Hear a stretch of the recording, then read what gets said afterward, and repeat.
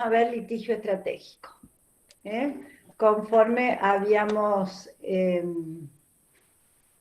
bueno, conforme es el material de estudio de la unidad y como adelantáramos cuando trabajamos en la unidad anterior respecto a los DESCA.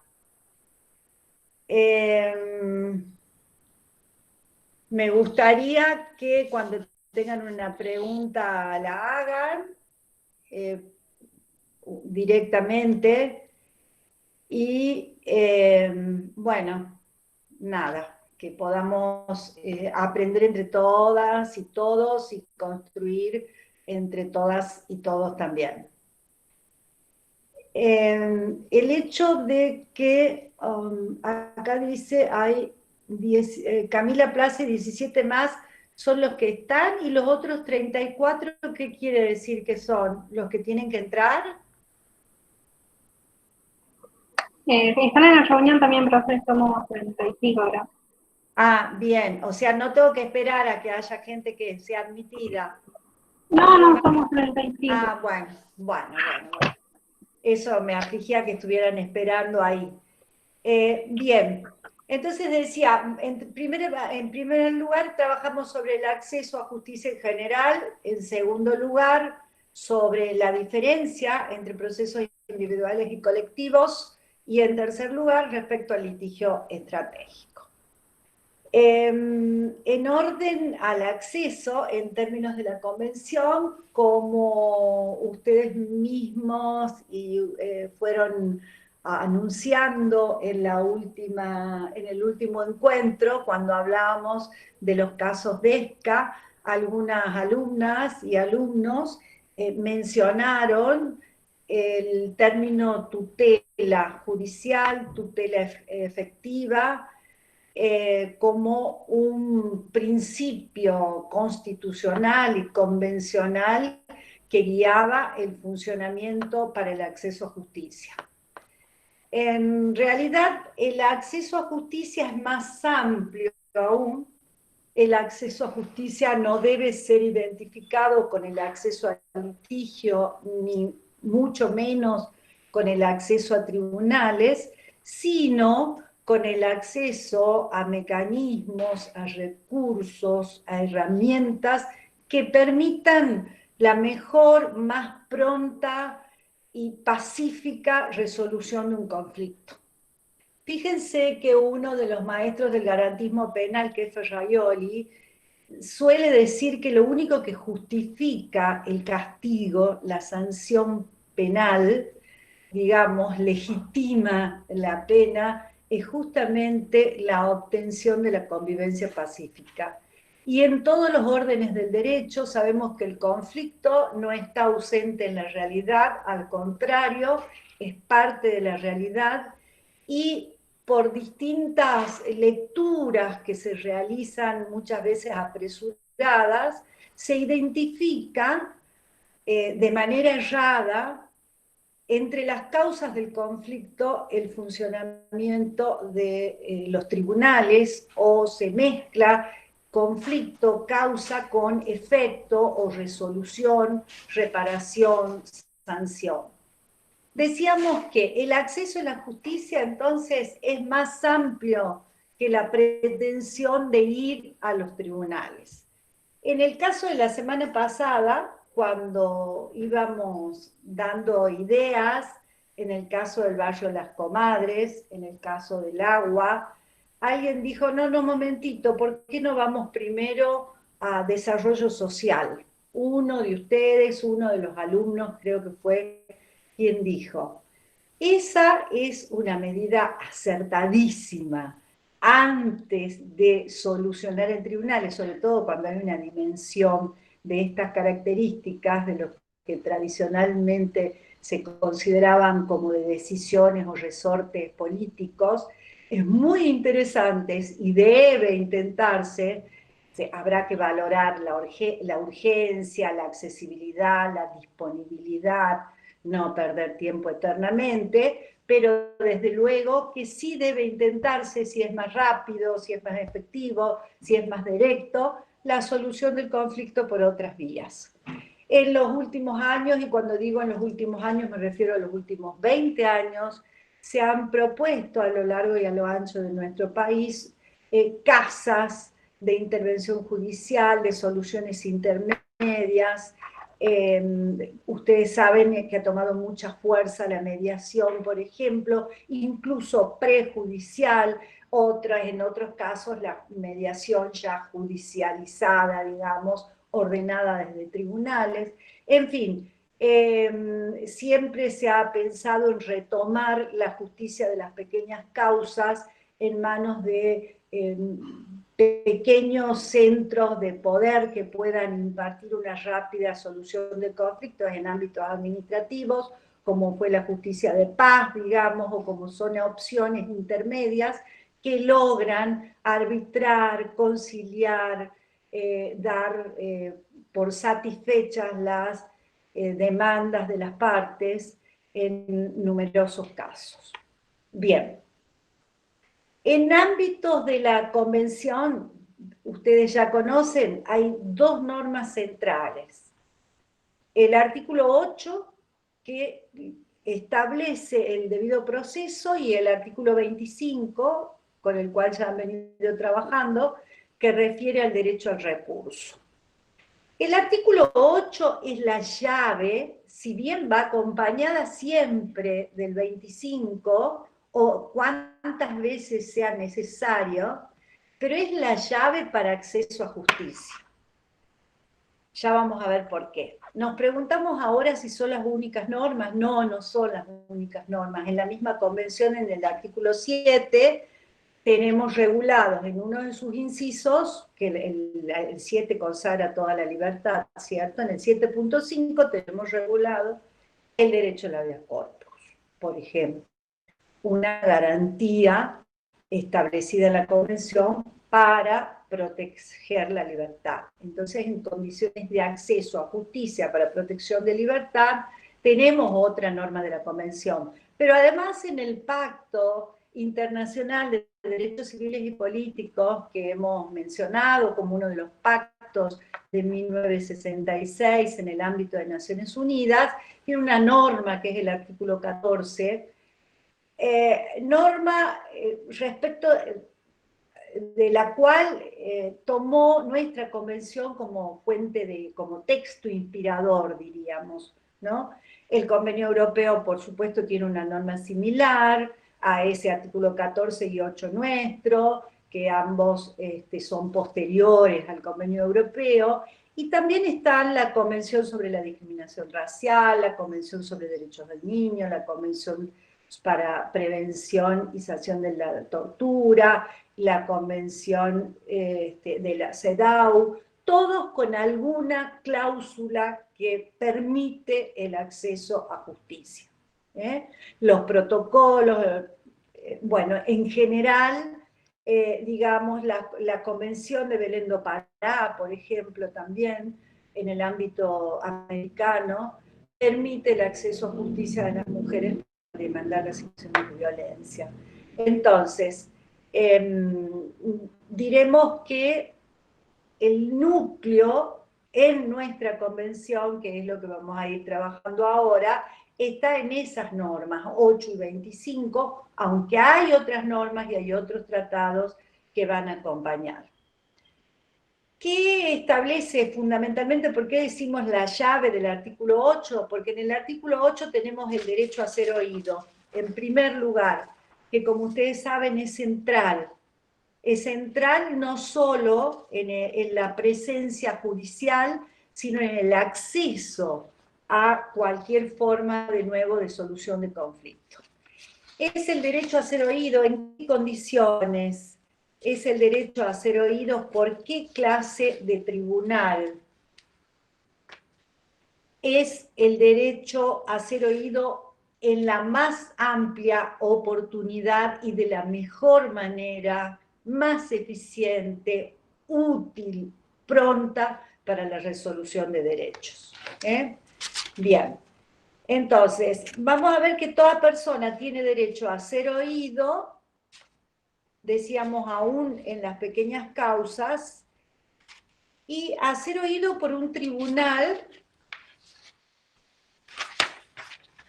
a ser oído con las debidas garantías en un plazo razonable por un juez o tribunal, y ya seguimos avanzando.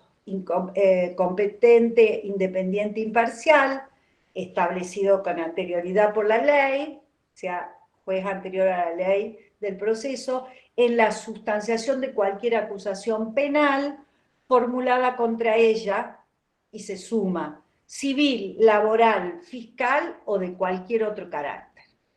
Bien, vamos a examinar de manera separada, pero rápidamente, esto porque ustedes están viendo también estas normas en derecho constitucional. Entonces, este derecho a ser oído con las debidas garantías, ¿qué significa? Significa, como vamos a ver en el plexo de la segunda parte, cuando establece las garantías, en ese caso del imputado de un delito, pero también con el caso Baena, jurisprudencia indispensable de la Corte Interamericana de Derechos Humanos, el caso Baena con Estado de Panamá, que resolvió, aclaró que todas las garantías, tanto de la primera parte del 8.1 como de la segunda parte, se refieren a todos los ámbitos, incluidos administrativos. Es decir, el debido proceso no comienza en la puerta de tribunales, sino en todo ámbito de discusión relativa a un derecho consagrado en la Convención. Puede ser un ámbito fiscal, puede ser un ámbito no judicial, ¿cierto? Puede ser, por ejemplo, la dirección de renta, contributivo en general, puede ser un ámbito municipal respecto a una falta, a una atribución, puede ser un ámbito administrativo en el ejercicio de un trabajo, por ejemplo, o de cualquier cuestión. En todos los ámbitos, entonces, es exigible el respeto a las garantías del debido proceso.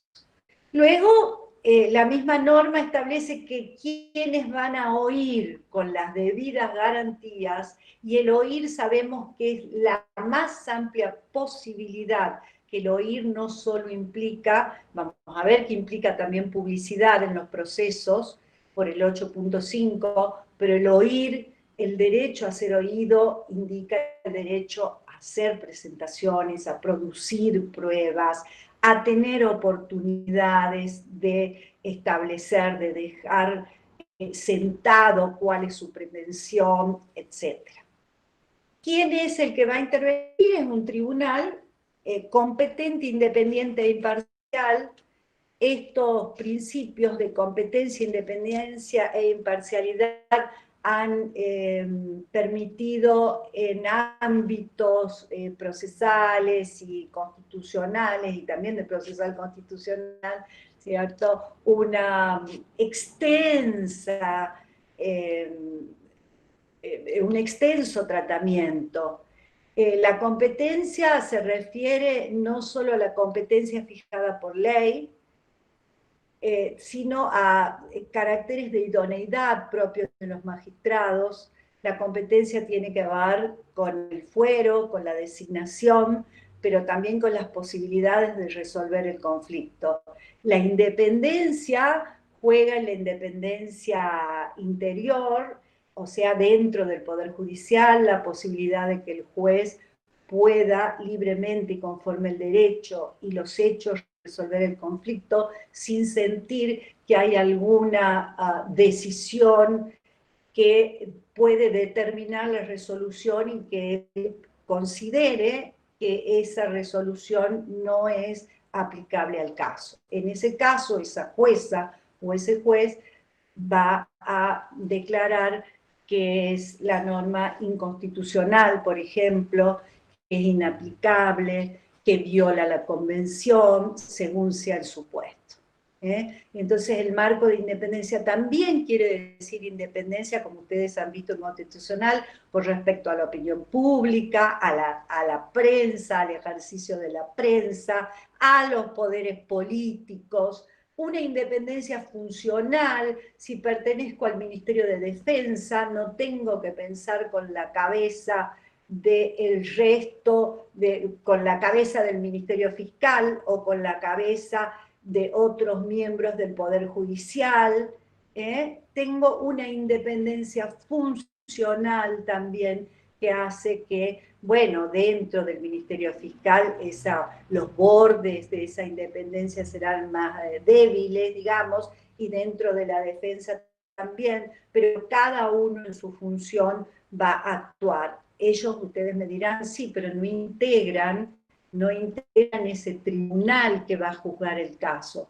No integran, pero vamos a ver cómo se extienden algunos de los requisitos que hacen al funcionamiento de ese tribunal, juzgado, etc.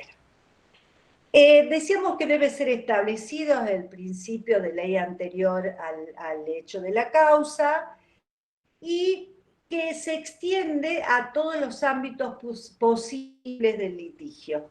Primero se enuncia penal, pero pronto la norma se refiere civil, laboral, fiscal o de cualquier otro carácter.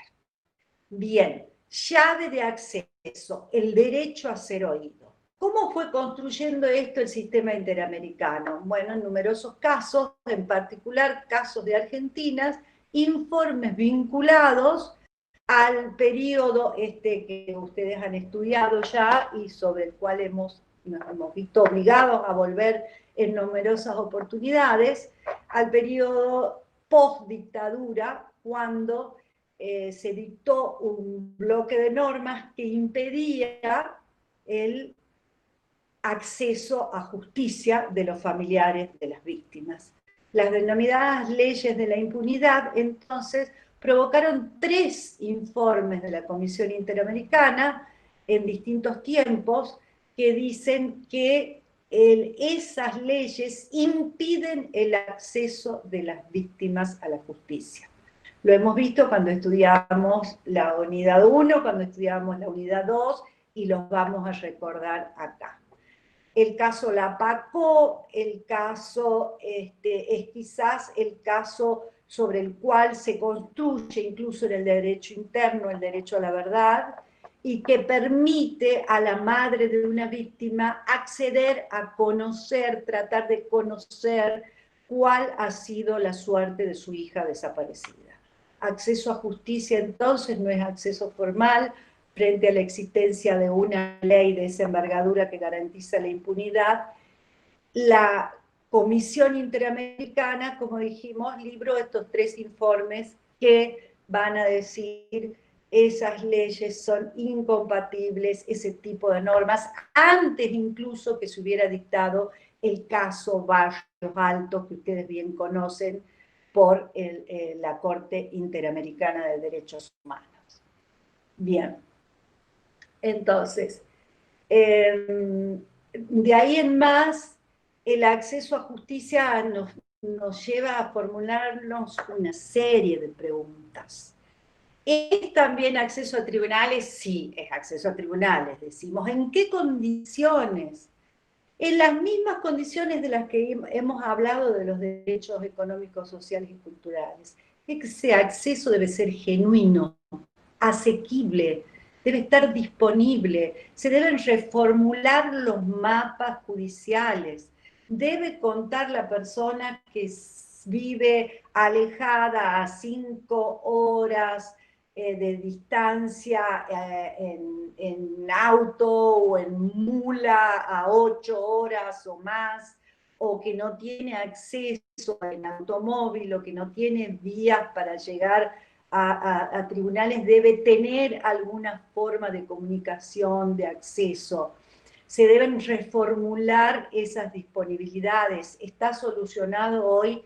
¿Qué ocurre con la conectividad? Ayer conversaba con una jueza de familia, ayer a la tarde, y me contaba la cantidad de audiencias que están celebrando durante la pandemia, y cómo se ha convertido en la herramienta más fácil por su accesibilidad el WhatsApp. cómo lleva adelante las audiencias directamente con WhatsApp, con cámara, porque dice, al comienzo intentamos con que bajaran otras aplicaciones y la gente desistía, pasaban unos días y no aparecían, y bueno, recién aparecía alguien a preguntar, entonces decidimos, bueno, de esa manera está solucionada la accesibilidad. ¿Qué ocurre? Sabemos todos que la pandemia no es obra ni del gobierno, ni del Poder Judicial, ni del juez tal que tiene el conocimiento del caso, ni de la Defensoría, pero sabemos también que ha logrado establecer nuevas barreras, ha impuesto nuevas barreras, los cierres, las distancias, que bueno, sabemos también que en estos días se están abriendo nuevamente, que frente al conocimiento de que las defensorías no atienden, de que solamente había que sacar por turnos, por números, que únicamente se podía concurrir cuando eran citadas las personas, muchos cuya intervención depende de un defensor, por ejemplo, no tuvieron acceso. Bueno, digamos entonces, este acceso a justicia, este derecho a ser oído, exige también el máximo de intervención. No obstante, yo observo en la página del Poder Judicial Provincial, por ejemplo, actualmente, desde los años en que yo pertenecía a esa justicia, antes de pasar a la justicia federal, en que como hay una serie de herramientas que se ofrecen para que sea más amplio, más transparente, más accesible, etcétera, y seguramente algunas de tanta tecnología actual durante la pandemia, seguramente algunas sobrevivirán a este periodo, pero lo importante será que quienes no están en ese nivel de desarrollo o a través de sus abogados, se les dificulta también el acceso a esa consulta, sobre todo porque cuentan con los letrados de las defensorías, tengan medios para estar cerca de ellos.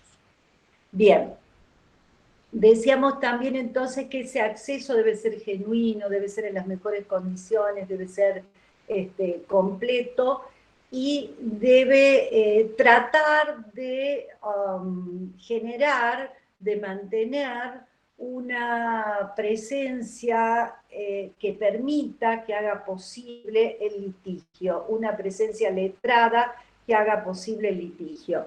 Ya sabemos que entre las garantías del 8.2 en la segunda parte de esta norma del artículo 8, bueno, el imputado tiene el derecho a defenderse por sí, dice la norma, o por medio de un defensor. Ya sabemos que ese defenderse por sí es para casos excepcionales, que debe tratarse por un lado de un abogado, que debe manejar conocimientos técnicos, que debe estar en condiciones de llevar adelante su defensa, si no el tribunal puede decir, no señor, usted no se puede defender, usted necesita contar con una defensa técnica, con un letrado. Bien, pero eso, ¿por qué vamos a esto? Esto provocó que la Argentina fuera uno de los países que construyó a nivel nacional digo ese suspiro porque estuve pensando en las diferencias que a veces noto entre cómo está organizado a nivel nacional el Ministerio Público de la Defensa del nivel provincial. A nivel nacional, un importante, un robusto mecanismo de representación que fue uno de los más fuertes del sistema interamericano. Es más, como ustedes saben, el Ministerio Público de la Defensa de la Nación, que entre paréntesis el que lleva el caso Borda, lleva una de las defensoras, el caso Borda que hemos estudiado en la unidad anterior, una de las defensoras, miembro del Ministerio Público de la Defensa, y un especialista, Sebastián Tedeschi, también defensor público de la Nación, en casos BESC, ¿no? O sea, tiene un protagonismo y también por resolución de Estela Maras Martínez, desde que es la cabeza del Ministerio Público de la Defensa de la Nación, se llevan los casos, se plantean los casos ante el Sistema Interamericano de Derechos Humanos.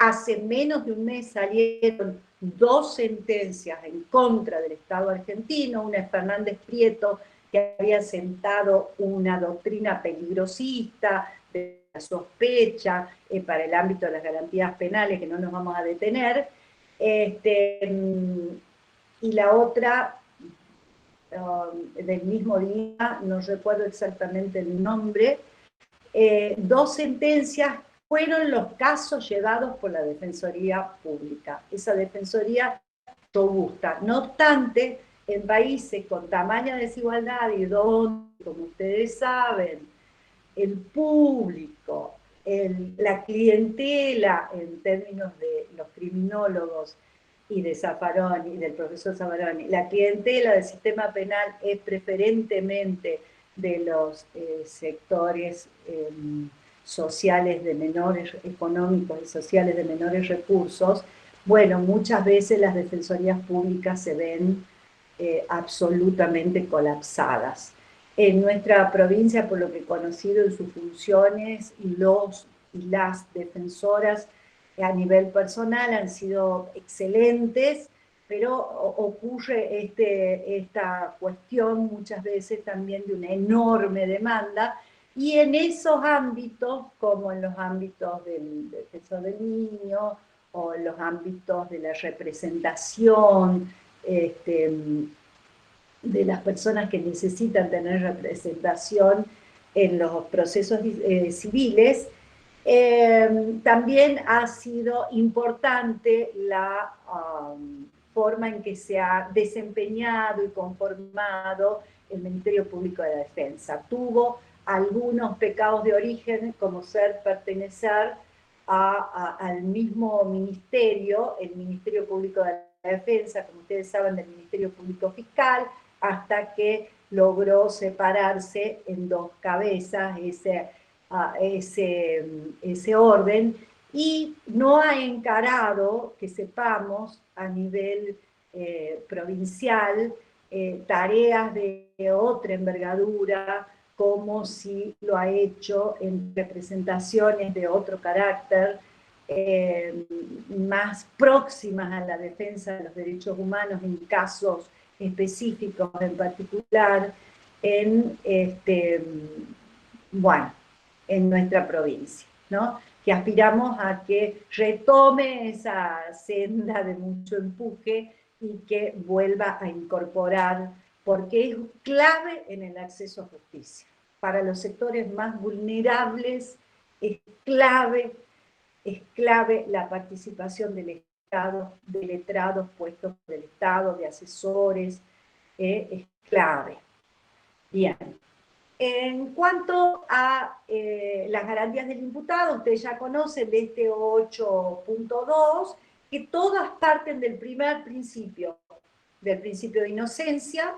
A partir del principio de inocencia es que la persona que ha sido sospechada y que luego va a ser imputada, es decir, acusada, debe tener, por un lado, la posibilidad de conocer esa acusación. Me gusta siempre poner de ejemplo quienes han leído un libro excelente pero asfixiante como es El proceso de Kafka, saben que en esa literatura, si bien está simbolizando otros hechos de su ámbito, de Praga, en su tiempo, el autor también es verdad que literalmente refiere a ese proceso en el que lleno de recovecos, en el cual se desconoce en definitiva cuál es el centro de la acusación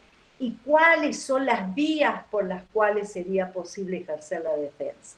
De ahí surge el derecho a la visita, a tener contacto previo a cualquier acto con el defensor, derechos que se imaginan que fueron celebrados este tratado en el año 1969, el derecho procesal, penal, también ha avanzado, hoy tenemos procedimiento acusatorio, derecho de la vista previa, o por labor jurisprudencial, por ejemplo, nuestra Corte Suprema de Justicia, respecto al derecho a controlar la prueba judicial, que está redactada en el 8.2F como el derecho a examinar a los testigos y a proponerlos y hacerlos comparecer.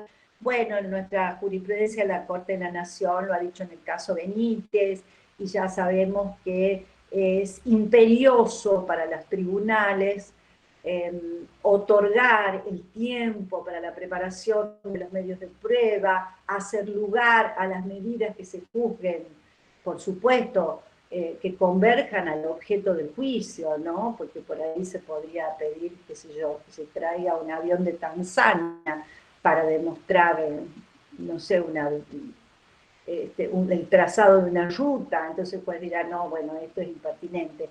Pero en la medida en que sea necesario para la defensa, va a ser, en principio, la persona, estamos en el proceso penal, va a demostrar, va a tener la facultad de llevar adelante el examen de toda la prueba. Esto trae una serie de consecuencias que ustedes también las ven en derecho procesal. La construcción respecto a cada una de estas garantías que ha hecho la Corte Interamericana ha sido inagotable en diferentes casos, muchos en casos de Perú, debido al debido proceso, debido a que durante tiempos de Fujimori se sometía a los civiles a jurisdicción militar, entonces la Corte dijo la jurisdicción militar no es ni para delitos comunes ni para civiles. Por otro lado, con respecto al 8.4, la persona no puede ser sometida 2 veces a un proceso, la persona absuelta, como ustedes ven, es una de las dimensiones del non bis in idem. ¿Por qué? Porque está la otra dimensión sustancial que dice que nadie puede ser condenado 2 veces, o sea, a sufrir una pena por el mismo delito. Pero acá el 8.4 dice el absuelto no puede ser llevado. Hay otra dimensión, hay una dimensión procesal, hay una dimensión que está diciendo ahí, si ya ha sido absuelto, porque dijeron no hay, o porque el fiscal no acusó, bueno, no puede ser llevado nuevamente a un proceso, es decir, no hay una nueva posibilidad para el Estado. Desde luego, el proceso válido, dirá la Corte, y nosotros también tenemos mucha jurisprudencia al respecto. Finalmente, en el 8.5, como decíamos, la importancia, la obligación y el estándar del juicio público, que creo que esto deberían tenerlo presente las autoridades de los 3 poderes en nuestra provincia y en nuestro país. La publicidad de las discusiones, las audiencias públicas y todos aquellos procesos en los que se discutan derechos deberían tener carácter público. Bien, el artículo 25, nosotros le podríamos decir que con los años se han agregado algunas garantías, como respecto a las mujeres, ¿qué garantías se les ocurre? ¿Necesitan que yo les encienda el micrófono o pueden contestar? Ahora, veo que están puestas las pantallas como los chicos del secundario, la mayoría, y se ha ido a seguir durmiendo. ¿O qué pasó? ¿Qué pasa con, les pregunto, hay algunas nuevos estándares en garantías al debido proceso? ¿Qué ocurre con respecto a los procesos en los que participan mujeres, incluso en el proceso penal? ¿Qué pasó? Y de paso les recomiendo, no sé si sigue ustedes en la página, en el campus, tienen una pestaña que se llama Datazo, donde hemos puesto GovArt, que es una WhatGov, que es un dominio para ver cine, y creo que ahí pueden buscar, si no ha cesado ya la exhibición, la película Crímenes de Familia, absolutamente pertinente en relación al caso de Romina Tejerina y otros, y al tema del cual venimos preguntando ahora, que en caso de las mujeres, en los procesos judiciales, ¿qué otra cuestión hoy deberíamos tomar en cuenta como una garantía de juzgamiento o de intervención? Bueno, no hemos visto la unidad de género, pero sí veníamos hablando de eso. La perspectiva de género. La perspectiva de género que se impone en, ustedes recuerden que la ley Micaela significó que también para el Poder Judicial, que para todos los jueces y juezas, fíjense cómo esto puede modificar la concepción, cómo la perspectiva de género, y ya lo vamos a ver en la última parte de la clase que anunciábamos, la parte del litigio estratégico, cómo implica, incluso en el derecho penal, decíamos, el ver, por ejemplo, en el caso de legítima defensa, cómo a veces la jurisprudencia ha indicado que en el caso de la mujer, que puede contar con menor fuerza física que quien la agrede, el carácter de inminencia del ataque puede no referirse a un ataque actual. Puede ser anterior y ella, por no disponer de la misma fuerza física, puede haber tomado medidas de defensa que le permitan repeler ese ataque. Entonces va a poder exhibir una causa de antijuridicidad que resta, ¿cierto?, la ilicitud al hecho, al delito, diciendo, he actuado en este estado. ¿Por qué? Porque hemos subido, hemos modificado, estamos mirando la situación con perspectiva de género. En el ámbito del trabajo hemos dicho, bueno, miramos esto con perspectiva de género. En el ámbito civil, las modificaciones han incluido tácitamente la perspectiva de género. Bueno, sigamos. Y finalmente, como ustedes saben, el artículo 25 de la Convención refiere fundamentalmente a habeas corpus y amparo. Vamos a ir a la segunda parte de este encuentro. Vamos a ir a la existencia de los dos procesos que tienen que tener presentes en la unidad, el proceso individual y el proceso colectivo. En las clases de DESCA habíamos comenzado a conversar respecto, dice acá, es tan frágil, acá hay algo en el chat, ¿cómo hago para leerlo? A ver, acá. Es tan frágil ante actos de violencia que los mecanismos para protegerlas aún son poco eficaces. Eso hace un difícil acceso a la justicia. Hace un difícil acceso a la justicia. Y todos pensamos en el último caso, y todas pensamos en tantos casos, ¿verdad? Son casos complejos. No podemos decir que los tribunales de Tucumán no hayan hecho nada como institución. La Oficina de Violencia lleva muchos años, pasó gente maravillosa, se han hecho grandes excusas, han trabajado mucho, han formado los recursos, pero evidentemente hay muchos casos, demasiados, las cifras nos indican en nuestra provincia, ¿verdad?, en lo que todas las denunciantes mueren con la denuncia en el bolsillo, aun cuando han sido o la perimetral, etc. Entonces, bueno, ahora la justicia está comenzando, si ustedes están leyendo los diarios, las noticias relativas a esto, a tomar otras medidas. Los otros días leí la expulsión, había que ver la expulsión de una persona de la provincia que no había cumplido la perimetral, que en menos de 2 horas de que salió la perimetral la había violado, y por lo tanto, a la medida, y por lo tanto había nuevamente sentido la situación de peligro la denunciante, la víctima. Bien, es cierto, es muchas veces la fragilidad, hay mucho por atrás que lo vamos a trabajar en la unidad de género con la doctora López fundamentalmente, y sí, ¿alguien puede cerrar su micrófono porque están saliendo voces? Ahí está alguien hermoso con una voz de niñita, pero van a tener que cerrar ese micrófono. Bueno, Ahora, sí. ¿puedo hacerle una consulta respecto a la película Crímenes de Familia? Yo la vi, pero no la logré relacionar ahora que usted la mencionó con el tema de, usted dice de la mujer particularmente, ¿no? De Romina Tejerina, sí, digamos, es lo que se ha comentado, ¿no? Que alude a ese caso. Sí. Bien, muchas gracias. Bueno, por nada. Es el caso, ustedes saben, del infanticidio,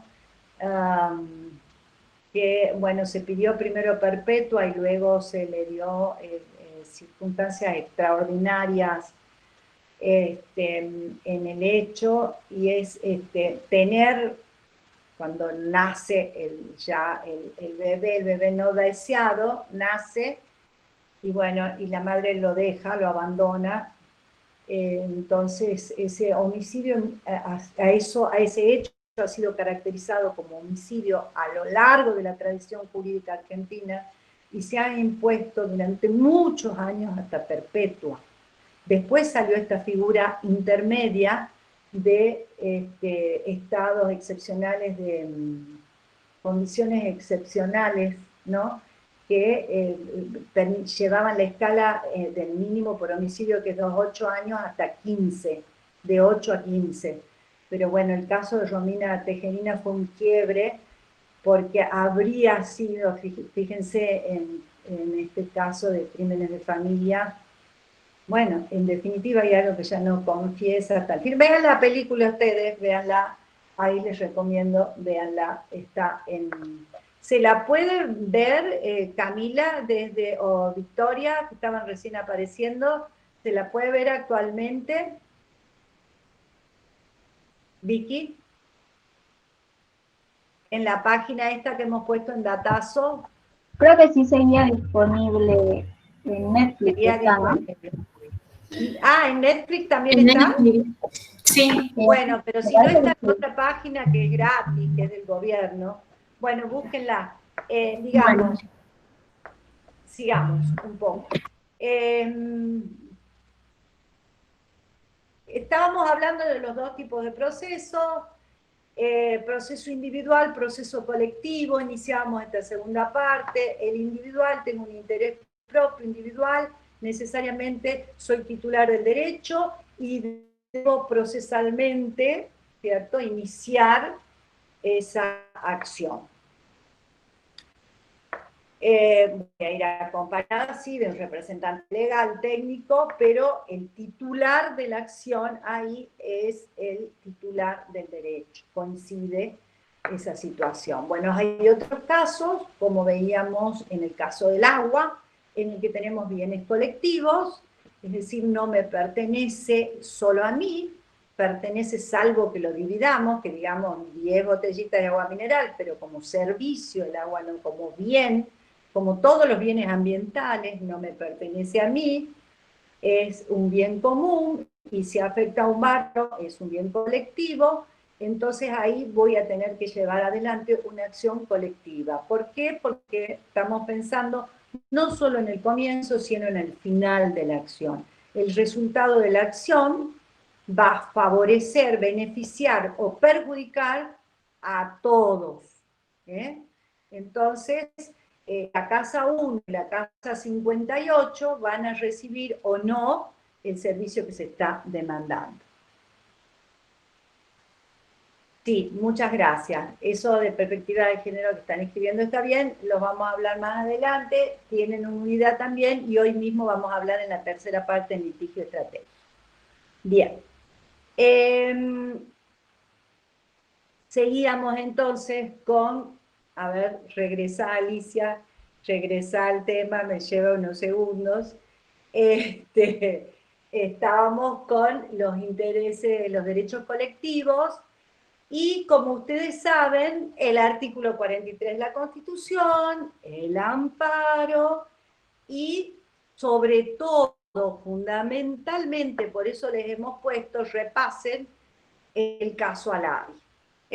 ¿Por qué? Porque el caso Alavi no es solo un caso de resolución de un conflicto para esa oportunidad, sino que es el primer caso en que la Corte lleva a fallo algo que ya en la doctrina, quien era presidente de la Corte y autor del primer voto, que es Lorenzetti, venía sosteniendo.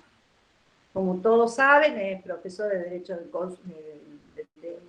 Consumo, de consumidor, y de usuarios y consumidores, y él celebraba este tipo de acciones, las acciones de clase, la necesidad de que, por un lado, se pueda intervenir en relación a algunas cuestiones que escasamente habían permitido la intervención de los ciudadanos en resguardo de sus derechos. ¿Por qué? Porque se consideraba, por un lado, cuestiones políticas no judiciales. Voy a demandar derecho a educación, derecho a la salud, bueno, salvo que sea una acción directa en un caso individual. Pero en términos generales, no. Después salió, bueno, sí hay una representación, pero un segundo problema que era el problema de la legitimación. Entonces, ¿qué pasa? Aparece el artículo 43 de la Constitución y ya nos da esta herramienta del amparo y de la legitimación con todas las letras cuando habla de el afectado, en primer lugar ese vecino que no tiene el agua, el afectado, la asociación que lo representa, y en tercer lugar el defensor del pueblo. Como que hay muchos célebres casos, ustedes conocen la jurisprudencia, que han sido llevados adelante por ese defensor. Bien, entonces ahí tenemos esos bienes en los que, decíamos, la representación es fundamental, aun cuando, como decíamos en el caso del agua, no estemos al excesivo rigorismo formal. Pero tengo que presentarme representando a ese colectivo, porque no soy la única dueña del bien, y la sentencia que se dicte va a tener efectos de cosa juzgada con respecto a todo un colectivo de personas. Entonces, esto está muy claro en Alavi, pero más claro está en un fallo que se dicta posterior en Kersich, como ustedes saben, también de agua, pero de agua con arsénico en la ciudad de Buenos Aires, pero que ese fallo sí dice las reglas para los procesos colectivos están en Alavi. O sea, eso es el núcleo, lo que sirve del caso Kersich, es decir, miren, si ustedes tienen que llevar adelante un proceso colectivo, miren a Alavi. Bueno, tienen esos elementos en Alavi, y a partir de ahí, bueno, la Corte dicta acordadas, sale este nuevo fallo que acabamos de mencionar.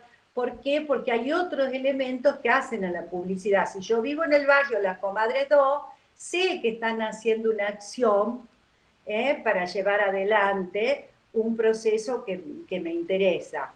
Pero si se trata de una acción que excede el barrio, pongamos que es otra acción ambiental, pero que no sé que se lleva adelante, ¿cómo me entero de la existencia de esa acción?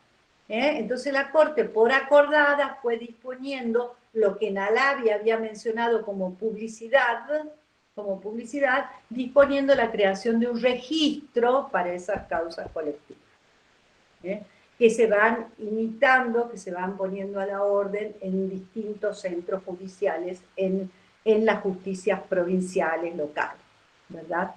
Entonces, conocer, dar publicidad, y esa representación entienden los procesalistas, debe ser debe ser valorada con una mirada integral también, por lo severos que pueden ser los resultados, en cuanto a la idoneidad, de quién nos lleva y cómo se juzga esa idoneidad. Supongamos, en un caso de derechos humanos, que lleve el CELS la causa, sabríamos que está llevando una organización que ha liderado el litigio en derechos humanos en el país, por ejemplo. O si se presenta Amnesty en una causa, o si diríamos, o el CEIGIL a nivel del sistema interamericano, diríamos, bueno, están liderando, no tengo dudas. Bueno, hay otros casos con menos conocimiento, pero la pertinencia, es decir, que no sea algo irrazonable, una cuestión muy a las apuradas, muy improvisada, que podría hacer fracasar el litigio. Entonces, esa representación debe ser idónea, debe ser publicitada, decíamos, y debe ser conforme a las reglas que fija el proceso. En lo demás, toda la materia procesal excede a las consideraciones del caso, salvo el pequeño repaso que hemos puesto en ese PowerPoint que yo les he mandado y que tenemos acá también para pasar. Me parece que hoy no haría falta que dejemos acá esta segunda parte y vamos, salvo que ustedes tengan preguntas acá, vamos directamente a lo que hemos anunciado, al tratamiento de casos como litigios estratégicos. ¿Alguna pregunta sobre esta parte? ¿Algo que quieran decir? Bueno, vamos entonces a la tercera parte, al litigio estratégico.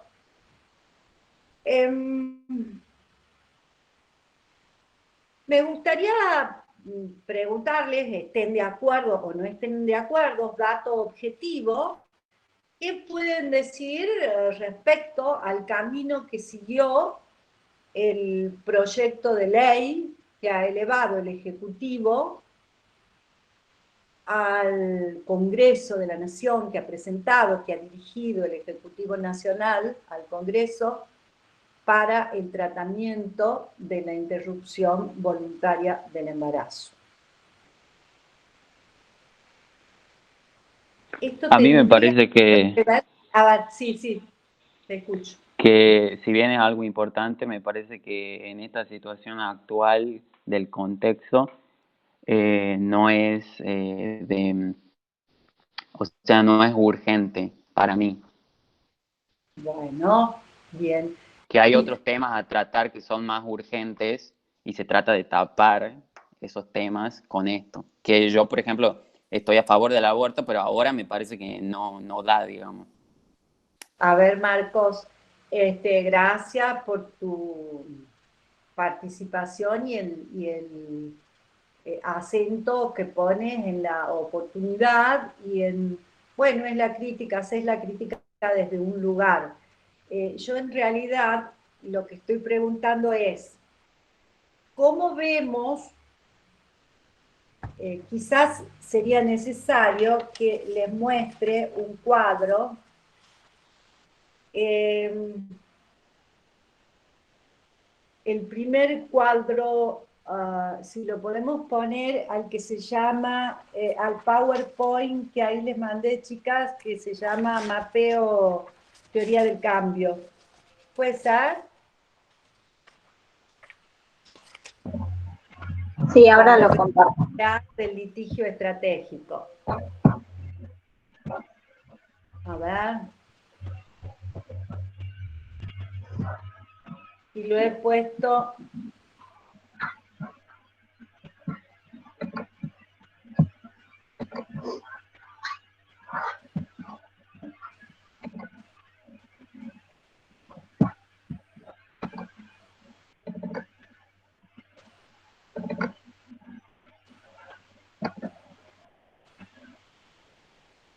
Vamos a ver, yo muchas veces, mientras están subiendo la presentación, muchas veces he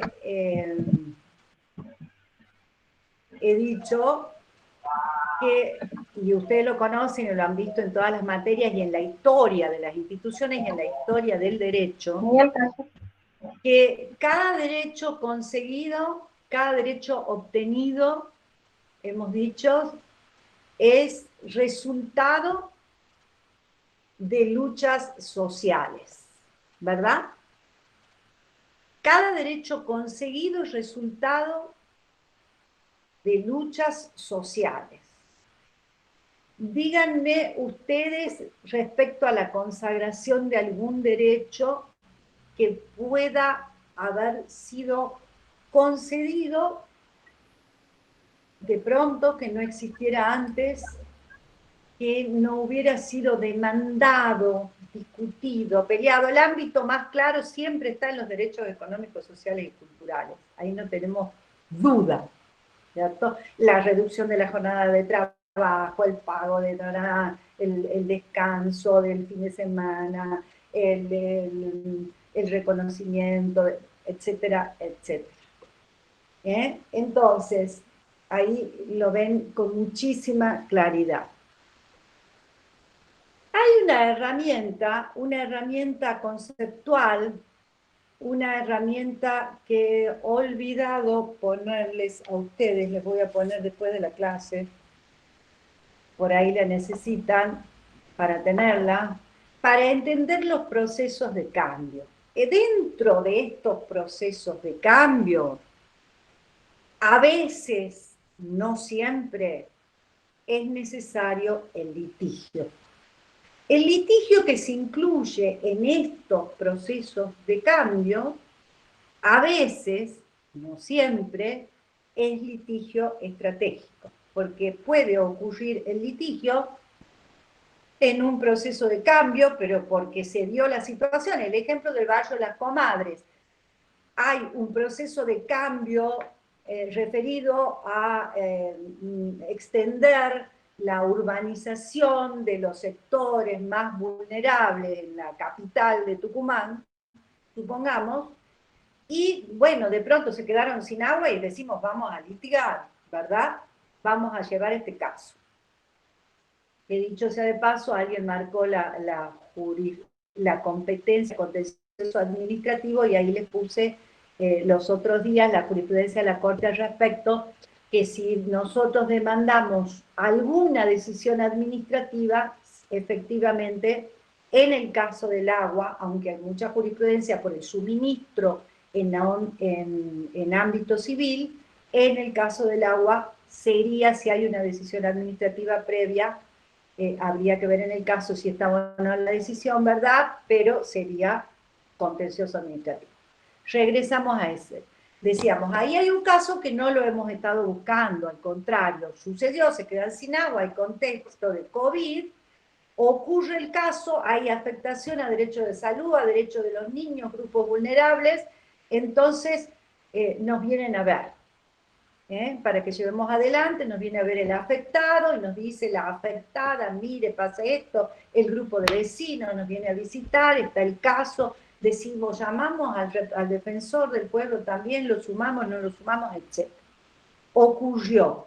Pero puede ocurrir en otros ámbitos que dentro de un proceso de cambio se litigue como parte de un denominado litigio estratégico. También existe, como habíamos mencionado, en aquellas cuestiones en las que la situación afecta a una persona como parte de un colectivo, la solución que se dé a ella va a ser útil para todo el colectivo.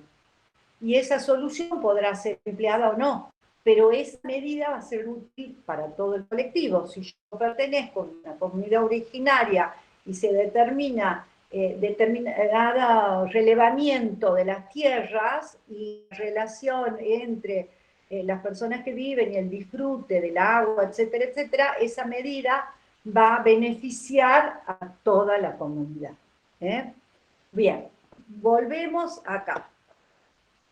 La teoría de cambio, entonces, es una herramienta conceptual es una herramienta conceptual muy útil para llevar adelante, para organizar los procesos de cambio con impacto en la comunidad. Estos procesos de cambio pueden tener, y en lo que nos lo traemos acá por eso, uno o más litigios estratégicos. Muchas veces hemos dicho entonces que la lucha para el derecho está inscrito, la construcción del derecho, en procesos de cambio. ¿Verdad? Bien. Y en DESCA hemos hablado de no regresividad. O sea, vamos, progresividad, vamos adelante, proceso de cambio, esto es una característica del disfrute de algunos derechos, vamos siempre para adelante. Pero acá vamos a hablar de algunos en particular.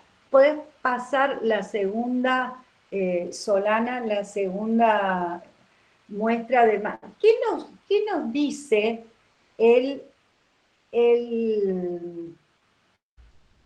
esta teoría de cambio? No lean todavía, no es necesario que lean, y en todo caso después lo vamos a poner más grande en toda la página, si es posible, pero todavía no la leamos. ¿Qué nos dice esta herramienta que he mencionado, ese mapeo? ¿Qué nos dice? Nos dice que los procesos con impacto comunitario deben ser acompañados por alguna teoría, por algún que nos permita formular un proyecto a largo y a mediano plazo. Vamos a fijar objetivos. Fíjense, si leemos en clave de proceso de cambio, uno de los objetivos muy fuertes vinculado a salud de la mujer en materia de, se puede estar o no de acuerdo, y parto de la base de que, así como este chico Alfaro nos dijo que él a nivel personal está de acuerdo con el aborto, no cree en la oportunidad, incluso yo descuento que hay muchos de los acá presentes y muchas que no están de acuerdo tampoco con la medida de fondo. Pero hablemos del proceso de elaboración, del proceso de cambio, del proceso de llevar adelante ese resultado querido. ¿Podés ponerla entera, Solana, a la placa esta para que la veamos todo? O ustedes pueden leer. Sí, sí se puede, profe. Sí, Celeste.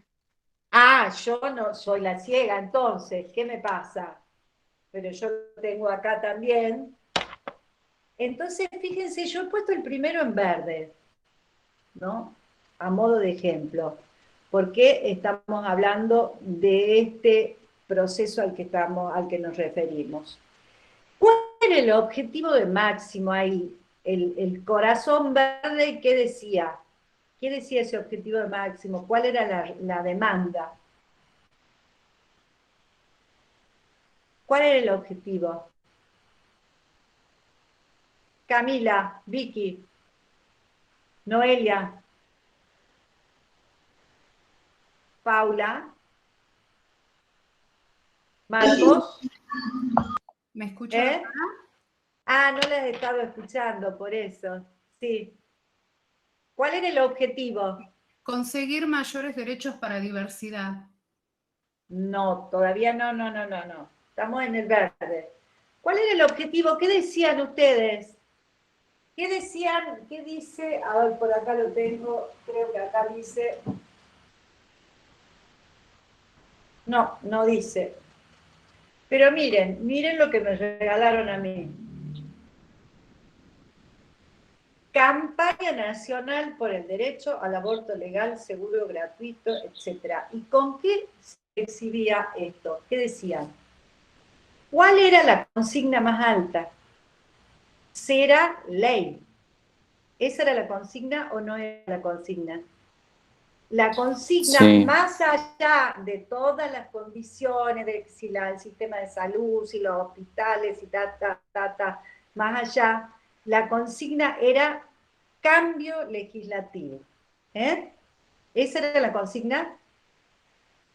Bien, cambio legislativo. Entonces, ¿qué nos permite la teoría del cambio? Poner el objetivo, en primer lugar, el objetivo de máxima. El objetivo. ¿Cuál es el objetivo? Que cambie la ley. ¿Por qué? ¿Qué pasaba con el aborto? El artículo 86 del Código Penal preveía el aborto no punible, le digo, no como profesora de Derecho Penal, sino como ex jueza penal por toda mi carrera judicial. Sí preveía supuestos de aborto no punible. El Código Penal originario, ¿cierto? Preveía supuestos de aborto no punibles que fueron leídos, traducidos, de manera tal que en la práctica terminaban con la criminalización en esos supuestos de las personas que habían llevado adelante el aborto, o ya sean médicos o quienes habían sufrido la violación, que era supuesto, o menores violadas, o decía personas como la expresión, no decía discapacidad, decía otra palabra más torpe que no me acuerdo en este momento, que la estoy negando. Bueno, y hasta tal punto lo decía que el fallo FAL, la jurisprudencia de la Corte Suprema de Justicia de la Nación, vino a aclarar y volvió a decir, miren, el Código Penal no criminaliza este y este supuesto. Hay supuestos que no están criminalizados. Sí, decía persona idiota o demente. Estos supuestos, como el caso de Mendoza, ¿cierto? De una chica que había sido llevada al hospital militar, que llevan el amparo, que había sido declarada con una incapacidad absoluta, que la madre ejercía esa suerte de tutela y que a su vez era una niñita y que había sido violada por el padrastro.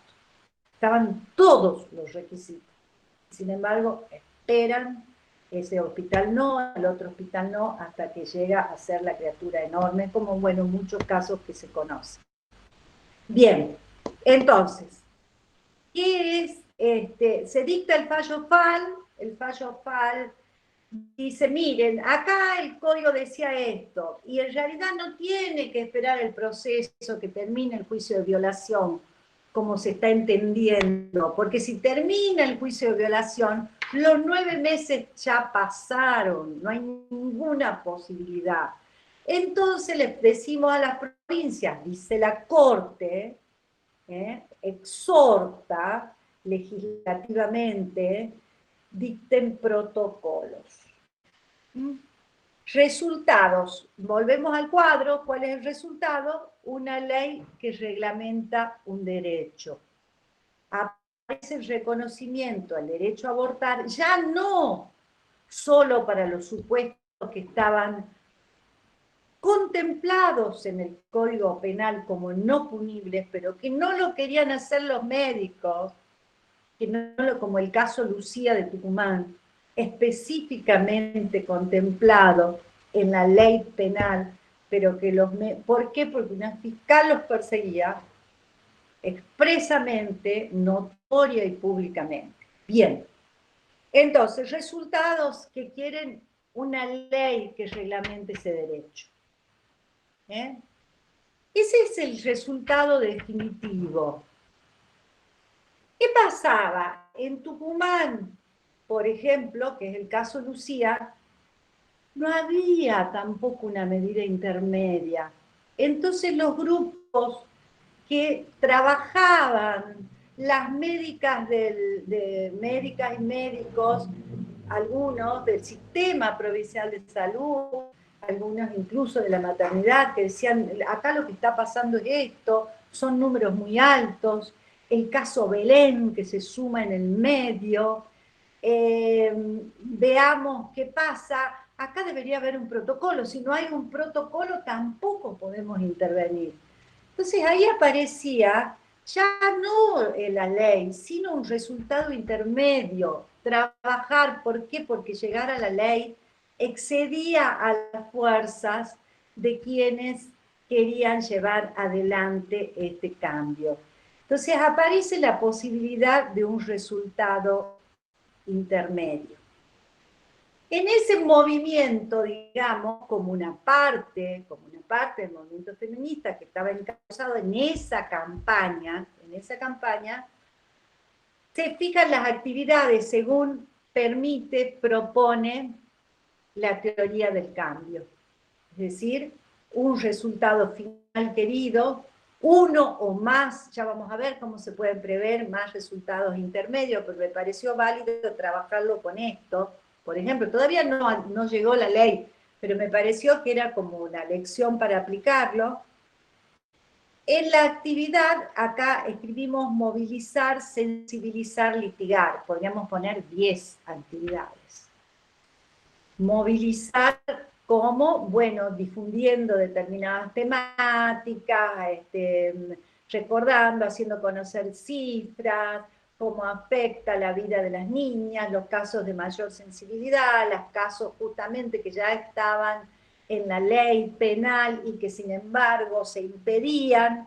No se movilizó tanto como el derecho a la autonomía, en esta última campaña al menos, como había sido el debate hace 2 años, como ustedes recordarán en el 2018, cuando Gemmelmacher de Carlucci, como ustedes saben, una de las autoras del Código Civil, explicó en términos jurídicos la proporcionalidad del juego de los derechos cuando se le preguntó respecto a los derechos del niño por nacer y respecto a los derechos de la mujer, en función de esta capacidad de decisión que implica uno de los principios fundantes del Código Civil establecidos, que se leen, no está expresado en el artículo 2, pero que se leen dentro de los principios que guían al Código Penal, que es el principio de autonomía, al Código Civil, el principio de autonomía. Entonces, movilizar, sensibilizar, hemos puesto ahí, y litigar. Es decir, dentro de la campaña al aborto, cuando habría un caso en las mejores condiciones, lo ideal era que el caso no sea criminalizado, pero cuando el caso es obstaculizado, se le trata de dar visibilidad o de tomar el litigio, o de llevar adelante el litigio. No ocurrió en el caso Lucía ahí, lo que ocurrió fue una persecución judicial contra los médicos que estaban por llevar adelante la medida, porque por la edad de la niña estaba expresamente previsto el caso entre los abortos no punibles establecidos en el Código Penal. Bien, y hemos puesto como responsable de las tareas, porque estas tareas estamos achicando una campaña que fue enorme, que movilizó miles de personas en el país, pero estamos explicando un marco conceptual, entonces ponemos tarea 1, movilizar a Ana. ¿Qué moviliza? Movimiento de mujeres, facultades, institutos, colegios médicos, Ministerio de Salud, Ministerio de la Mujer. Es decir, no solo desde afuera del Estado, también dentro del Estado. También aparecen actores judiciales a nivel nacional y a nivel provincial que van dando respuestas, que van diciendo, miren, por acá es, y que también son, ya vamos a ver cómo actúan en estos casos.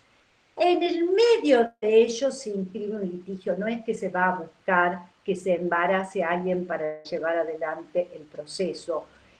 Realizado el proceso, aparecerá, como el caso de Mendoza que hemos mencionado, el grupo de Diego Lavado, que es el grupo más activo en defensa de derechos humanos en Mendoza, llevó adelante los amparos para pedir la protección que finalmente se había negado, ¿verdad? Entonces, producido el caso, tener esa respuesta frente a todos los que no dan. Y ahí en litigar hemos puesto como a modo ejemplar, no es que exista, no es que haya actuado acá, grupo Red Derechos Humanos, porque puede ser un litigio específico de derechos humanos, o puede ser un grupo feminista que no mira el resto de los derechos humanos, que considera que este es el derecho humano por excelencia, el reivindicar la igualdad de la mujer, y que y se puede llamar de otra manera y llevar adelante el litigio.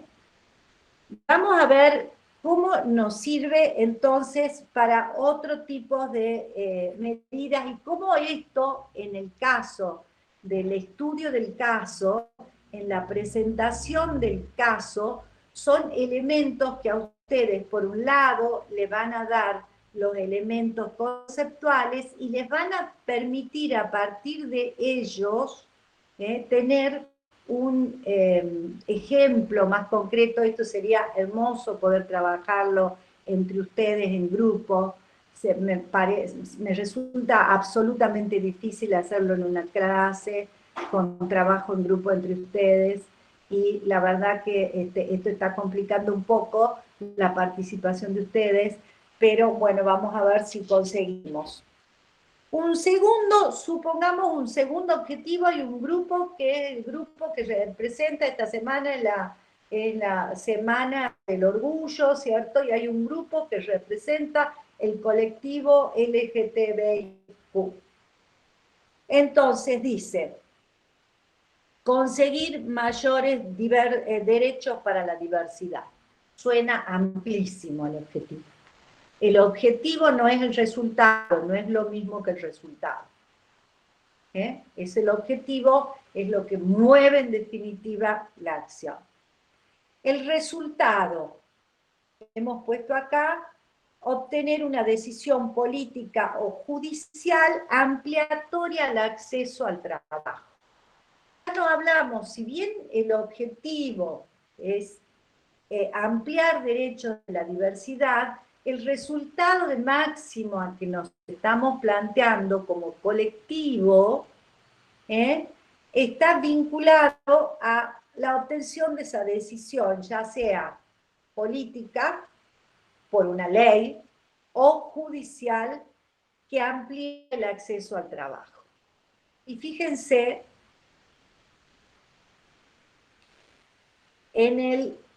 al próximo lo vamos a pensar directamente sin leerlo, para que puedan participar ustedes, tener más actividad en esto.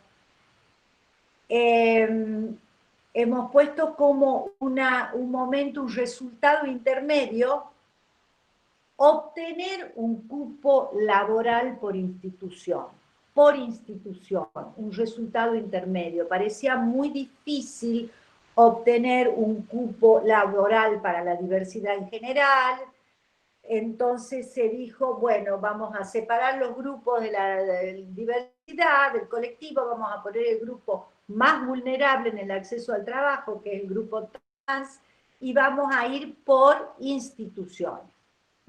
Y en el caso de la Corte, como ustedes saben, y como lo dijeron acá en clase, sale una acordada, en el otro ámbito sale otra resolución, pero también podría haberse litigado.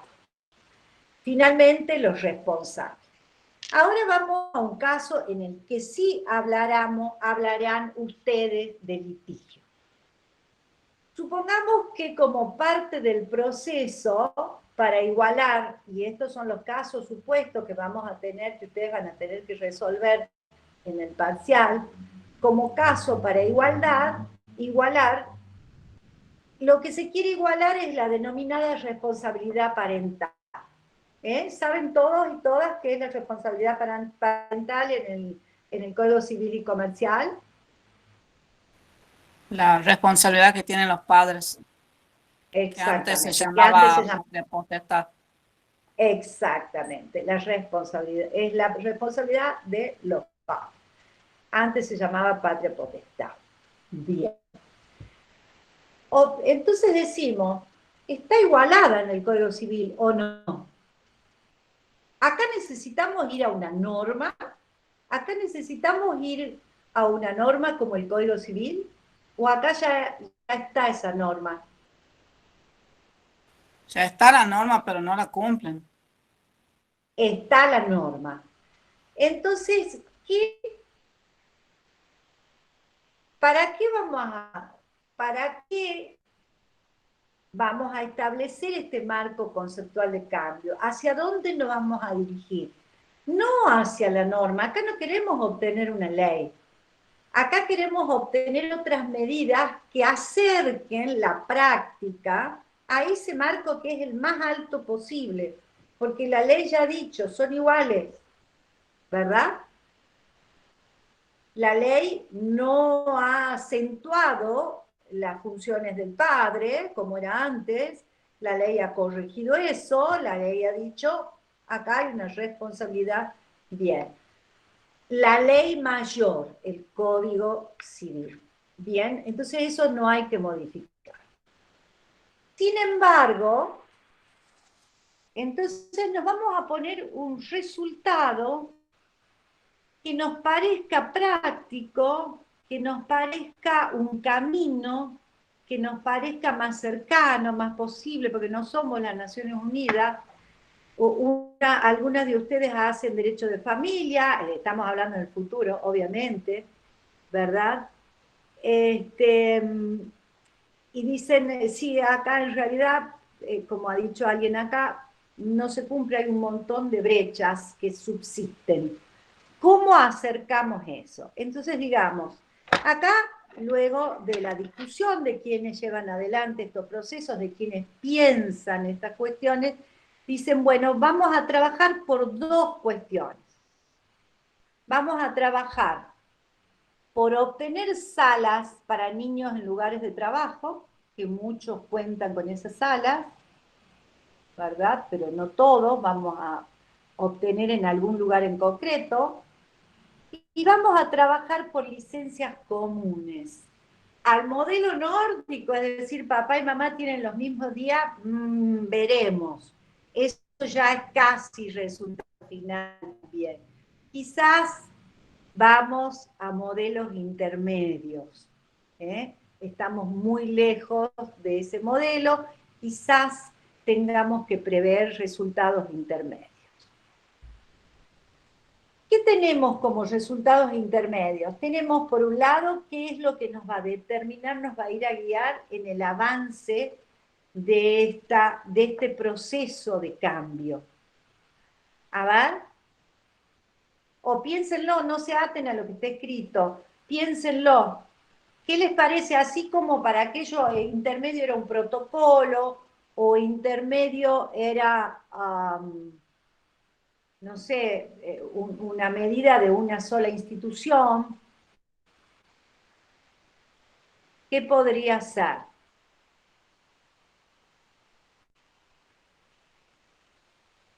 Puede establecerse, ¿Sí? Puede establecerse en un reglamento municipal el tema de ampliar las licencias, o sea, a nivel solamente de un municipio.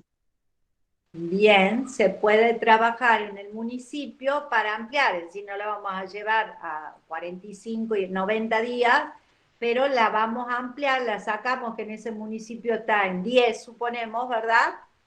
Y la llevamos a 30, ¿les parece? 20. ¿Hay alguien que pueda hacer de abogado del Estado, por favor, o que pueda decir otra cosa? Y la licencia... estamos litigando, pero que ponga otra voz. La licencia por paternidad en el sistema público son 3 días, 4 días, una semana, la sumo. O sea, extendiéndola a 30 ya es un logro, si se consigue como logro ya es bastante. Bueno, entonces, ¿cómo se haría ese? ¿Ahí les parece que podría haber reclamos administrativos, litigios, etcétera? ¿Qué situación necesitarían? Bueno, y sí esos casos... ¿Cómo? Sí puede haber reclamo por parte de los patrones, por decirlo así, porque siempre la ven a la mujer como que el sexo débil, como que necesita más tiempo, en cambio el hombre no, y seguimos con ese modelo. Claro, De que el digamos, hombre, ¿por qué va a tener licencia por paternidad si es la mujer la que ha tenido el hijo, por decirlo claro, así? bien, bien, en eso estamos todos de acuerdo, pero vamos a volver al tema de cómo llevaríamos adelante. Se les ocurre que se podría trabajar, que acceder también a justicia, acceder a llevar adelante esta responsabilidad parental más igualitaria, podría encauzarse con medidas políticas, como sería hacer un lobby para que se amplíen, se corrija ese reglamento en el consejo de la municipalidad tal, ¿verdad? O podría ser llevado también por alguien, algún padre que pida una extensión de la licencia. ¿Les parece a ustedes? O una Sí, madre, o una pareja, que en conjunto. Bien, les pongo otro ejemplo más cercano, son todos ejemplos con los que van a tener que trabajar, digamos, a partir de ahí, cómo se llevan adelante, o casos posibles de litigio estratégico. Vamos a casos más cercanos todavía. Nos centremos en la Galería San Martín de Tucumán.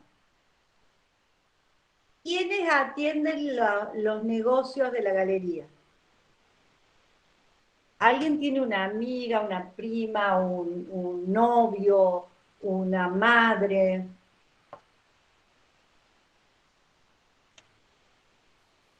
por lo que he visto, la En un mayoría son negocio del mujeres. microcentro. No, Por pero no lo que vi estamos en la para hablar galería, de... la mayoría son mujeres.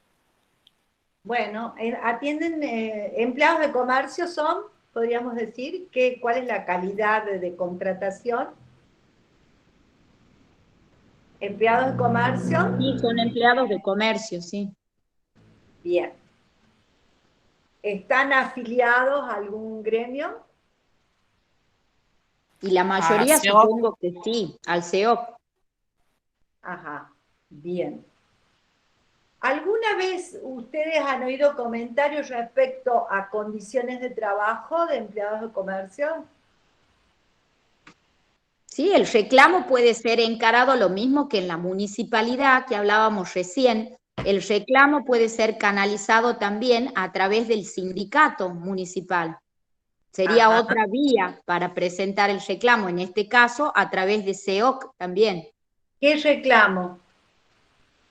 Y lo que están, ¿Cuál reclamo? por ejemplo, el reclamo que están haciendo ahora es el de continuar con el horario corrido, no volver al horario cortado. Ese es un reclamo actual, por ejemplo, que justamente por la pandemia han probado, digamos, el horario extendido hasta las 18 horas. Ahora, como en la pseudo normalidad, digamos, quieren volver al horario cortado. Y en realidad han descubierto... ¿A usted le parece que ese es un tema esencial de derechos humanos? No, yo le estoy contando nada más. Sí, No. Todo presente. No, les digo, no estamos hablando de casos de trata laboral, no estamos hablando de trabajo infantil, pero pensemos aquellas situaciones que ustedes pueden haber tomado conocimiento, en el caso de algunos empleados o empleadas de algún supermercado o de algún negocio próximo nuestro, por eso le decía la Galería San Martín, puede ser la Galería Florida, en el que alguien que ha estado trabajando les ha manifestado algunas normas laborales que realmente violan el convenio, violan... A ver. Doctora. Sí. Permiso. Quisiera hacer un comentario que realmente para mí fue bastante perturbador. En una ocasión fuimos con un grupo de compañeras a una heladería, que no voy a dar nombre, pero muy conocida de Tucumán, y resulta de que bueno, en un momento se agrupan atrás de nosotros cuando ya salíamos un grupo de empleados de esa heladería y nos sorprendimos mucho porque hacían comentarios de que como vinieron de la FIP a la heladería, este grupo de empleados salían, o sea, habían bajado del ascensor porque en el momento de la inspección el jefe los había mandado al último piso. Estaban entre, bueno, comentaban ellos que estaban entre latas de dulce de leche, etcétera.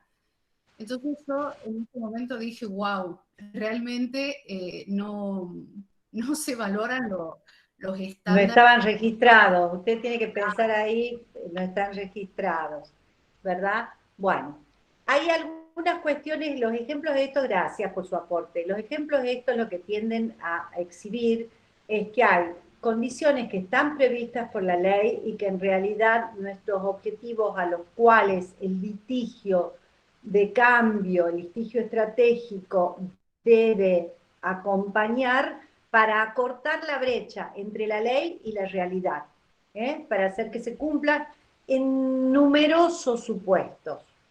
En numerosos supuestos. Si ustedes piensan, pero tenemos que ver en supuestos, por ejemplo, yo refería a casos de maltrato laboral, que como digo, no llega a la trata, prohibición del uso del baño en determinadas, más de tantas veces por número de horas, prohibición de estar sentados algunos empleados de determinadas áreas, en algunos casos, obviamente. Entonces, por un lado, estos problemas aparecen como ocultos, que no los conoce nadie, muchos de ustedes evidentemente no los tienen presentes. ¿Qué hace el litigio? Visibiliza la cuestión y ampara genuinamente los derechos, el derecho a trabajar en condiciones decentes, dice la OIT, la Organización Internacional del Trabajo, y nosotros decimos al buen trato. En la gastronomía dicen no permiten sentarse ni nada. Bueno, una serie de cuestiones que pueden ser reguladas, en orden, hay un objetivo mayor atrás, que es la construcción de una sociedad más democrática, más respetuosa de los derechos humanos, más tolerante, más respetuosa, más democrática. En las sociedades en las cuales hay mucha necesidad laboral, ocurre lo que señalabas. Hay empleados en negro, hay falta de fiscalización por parte del Estado, en ese momento llegó, fiscalizó, pero le hicieron trampa. Hay determinados momentos en los que se pueden visibilizar algunas acciones para llevar adelante la modificación de ese estado de cosas. Doctora. Bueno, finalmente, sí. Hay un caso extremo que se ha dado en Mendoza, creo, que eran empleadas cajeras de un supermercado que la obligaban a usar pañales para no ir al baño. Para que no se han pierdan denunciado en Estados Unidos, en Inglaterra, en nuestro país, ese tipo de casos. De manera que nosotros tenemos leyes hermosas, perfectas, a veces no tenemos la ley. Entonces el proceso de cambio es lograr la ley. Pero a veces tenemos la ley. Entonces el proceso de cambio y el litigio va a contar con la ley y va a demandar la aplicación de la ley al caso concreto. Ahí quizás tengamos de aliado todo el Poder Judicial, porque estamos llevando el caso al lugar donde se respeta la ley. Y a veces en el Poder Judicial, también ustedes saben, una doctrina dice que se interpreta de una manera y deja cierta facultad, discreción, progresiva, a medio. Otra doctrina dice esto se debe respetar, es operativo desde este momento, etc. Entonces, vamos al otro cuadro, que es el cuadro de los procesos de cambio en concreto, muy básico, que debería tener muchas más líneas de cruce, pero vamos a poner un ejemplo que se les pueda ocurrir puede ser desde el ejemplo del agua, volviendo a nuestro ejemplo del agua, puede ser otro. En el caso del agua, cuando nosotros hicimos esa intervención por medio de un amparo, ¿en qué estábamos pensando? ¿Cuál era el objetivo? Nosotros dijimos cuáles son los derechos afectados en el caso del agua. Y ustedes dijeron enseguida la vida, la salud. ¿Eh? ¿Cuál era el objetivo de litigar junto a ese barrio?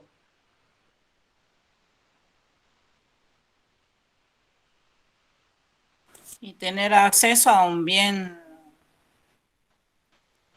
esencial como es el agua, al agua potable. Bien.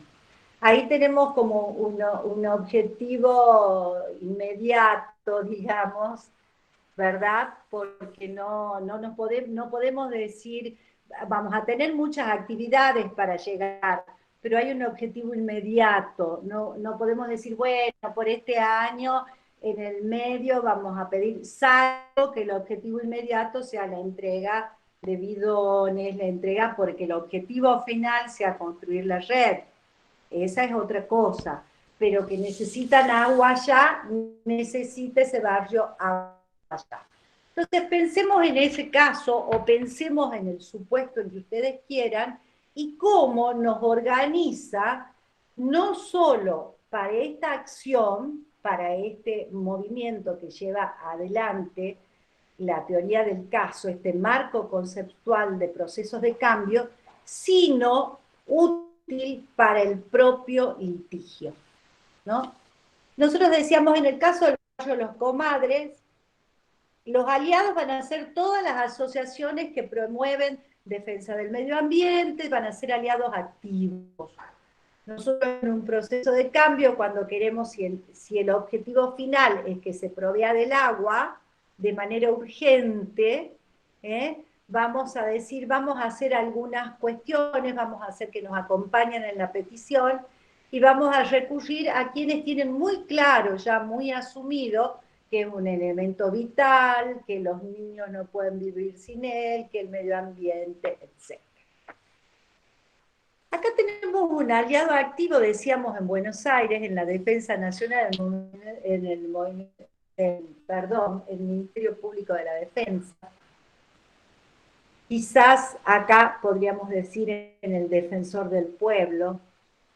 Acá porque hemos ligado el interés del Ministerio Público de la Defensa con la acción, porque estaba directamente en el ámbito del Poder Judicial.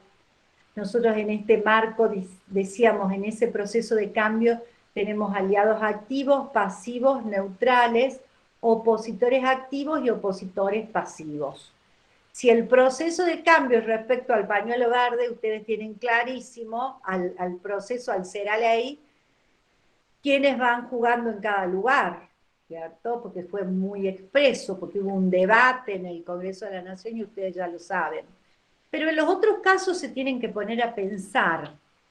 Pueden asumir, se pueden equivocar, pueden reflexionar, pueden, entonces dicen, tenemos las asociaciones, el Ministerio Público de la Defensa, movimientos. ¿Qué movimientos? Movimientos barriales, puede hacer parte, si lo que se quiere obtener es otra cosa, puede ser el Centro de Estudiantes de la Facultad de Arquitectura, que tiene todo un proyecto de urbanización con CONICET, de barrios inclusivos, que provee seguridad, tranquilidad, que aleja el consumo abusivo de estupefacientes, etcétera, pero que además dice, bueno, esto no se puede dar si yo tengo un mural, al lado tengo un country y acá no tengo agua siquiera.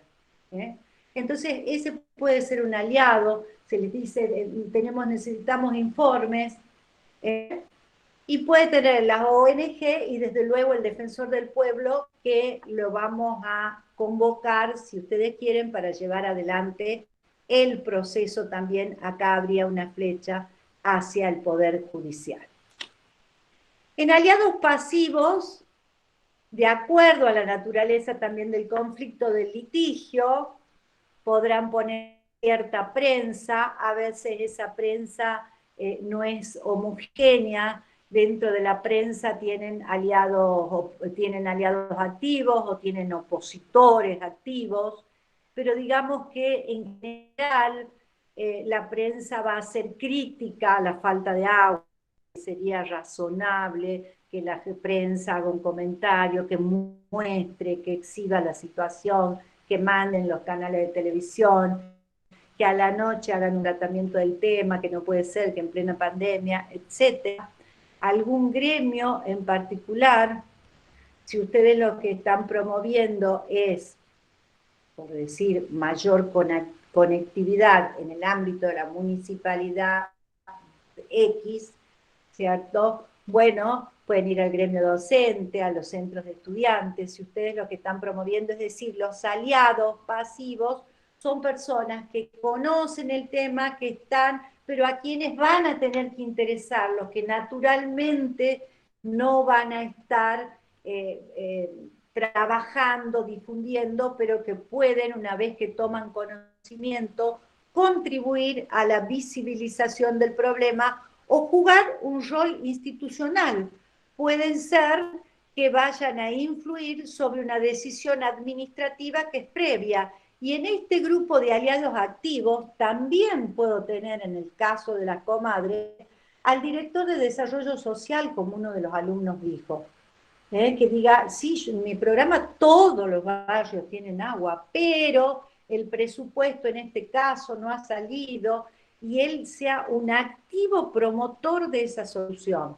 Es decir, estas no son cuadros estáticos, son fichas que en cada momento tienen que moverse.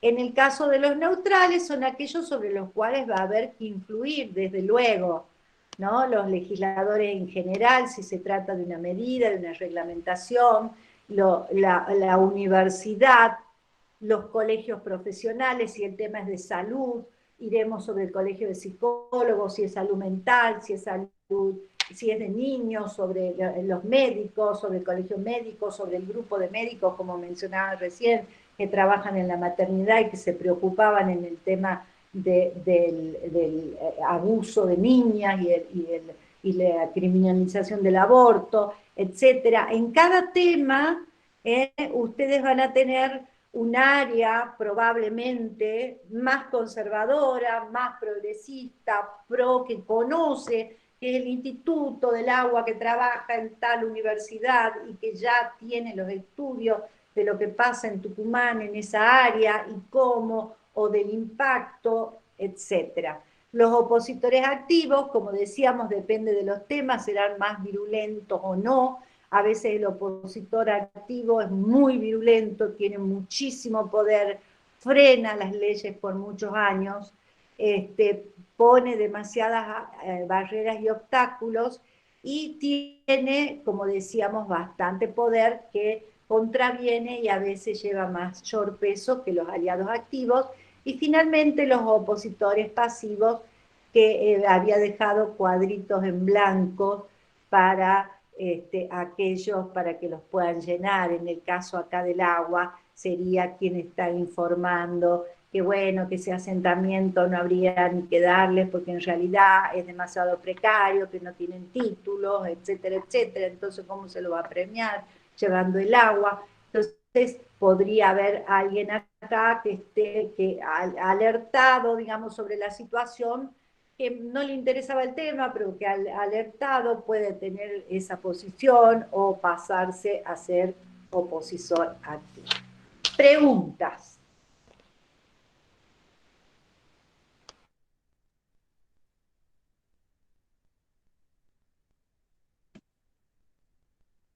Un ejercicio así va a haber que, una actividad así va a haber que hacer en el parcial.